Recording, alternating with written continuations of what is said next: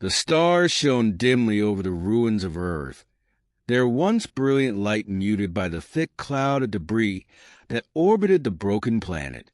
The Galactic Confederation, a coalition of alien species united under a single brutal doctrine, had declared victory.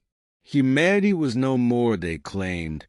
The most stubborn, unpredictable species in the galaxy had been extinguished. The warships of the Confederation hovered above the shattered remains like vultures, their sleek, cold designs reflecting the callousness of their creators. This was their final stronghold, proclaimed Commander Vrolic, his reptilian face contorted in a smug grin. The humans are eradicated. The galaxy is ours to shape. Cheers erupted from the ranks of galactic soldiers, their voices a cacophony of triumph. But deep within the asteroid belt that fringed Earth's solar system, a lone figure stood shrouded in shadows. Commander Ethan Cross, a Navy SEAL who had seen the fall of his homeworld, watched the scene through a cracked visor. His uniform was tattered, his body battered, but his spirit remained unbroken. "You think it's over," Ethan muttered, his voice a low growl. "You forgot who you're dealing with." Ethan's breath came in steady bursts as he surveyed the abandoned mining station that had become his sanctuary. The place was a relic of humanity's golden age, its corridors rusted but functional. Here, a small band of survivors had gathered under his leadership, scraping by on scavenged supplies and sheer willpower. He sat at a makeshift command table, poring over intercepted galactic transmissions. The Confederation's next move was clear: a massive terraforming operation on Epsilon Theta 4. The planet had once been a thriving human colony, and now it was to be wiped clean of any remnants of its former inhabitants. "They're erasing us," Ethan said to himself. "Not just our people, but our history." His fist clenched. Humanity's legacy would not be erased. He activated a worn comm unit. "Team, gather in the briefing room. We've got work to do." The briefing room was a cramped space filled with salvage equipment and the scent of grease. Ethan's team assembled, each member carrying the weight of Earth's fall in their eyes.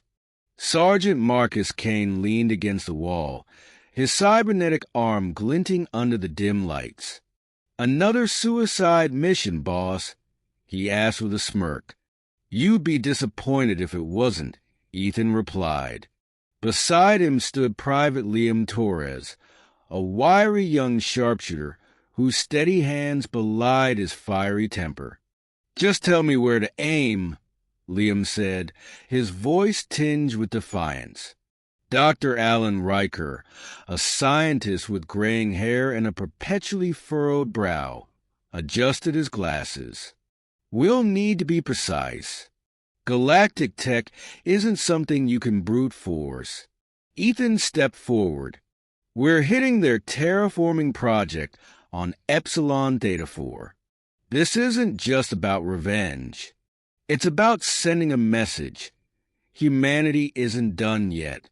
The stolen galactic shuttle glided silently into the atmosphere of Epsilon Theta 4.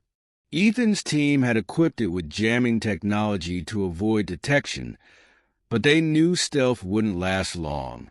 "Touchdown in 30, Marcus said, his fingers flying over the controls. "Get ready."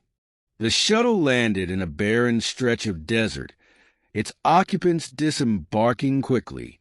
As they approached the terraforming facility, alarms blared. The Confederation had spotted them. "Positions," Ethan barked. Liam took point, his rifle picking off the first wave of alien soldiers with deadly precision. Marcus set up explosive charges, while Dr. Riker hacked into the facility's network. The team synchronization was a testament to their training, But the fight was far from over. "Incoming reinforcements," Riker warned. "We've got minutes, not hours." Ethan's voice was calm but firm. "Stick to rule number 1. Always expect the unexpected."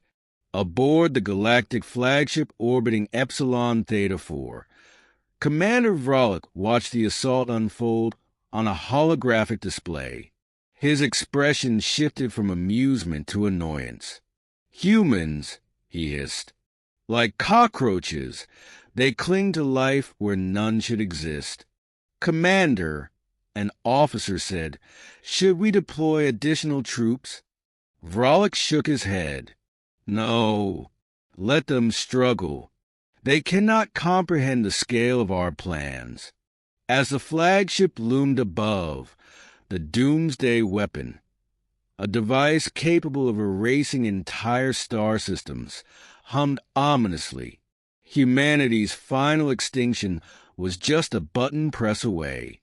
The team breached the heart of the terraforming facility, their movements a blur of precision and desperation. Ethan led the charge, his combat knife flashing as he took down an alien guard. "Charges set," Marcus called out, his voice strained. "Clear the area," Ethan ordered. The facility erupted in a cascade of fire and smoke, the explosion visible from orbit. But the team's victory was short-lived as galactic reinforcements descended. Outnumbered and outgunned, they fought with the ferocity of cornered wolves. Ethan's team retreated to a concealed position, formulating a desperate plan. The doomsday weapon on the galactic flagship was their next target, but the odds were impossible. "You've got a plan, don't you?" Marcus asked, his voice tinged with both hope and sarcasm. Ethan grinned. "Rule number 1. Never underestimate a human." Using hacked codes and improvised explosives, the team infiltrated the flagship. Ethan faced Vralik in a brutal hand-to-hand fight, ultimately outsmarting the alien commander. "You forgot rule number 1, Ethan said, delivering the final blow. With the flagship destroyed and the doomsday weapon neutralized, the team broadcasted a message across the galaxy. Humanity was still alive and fighting.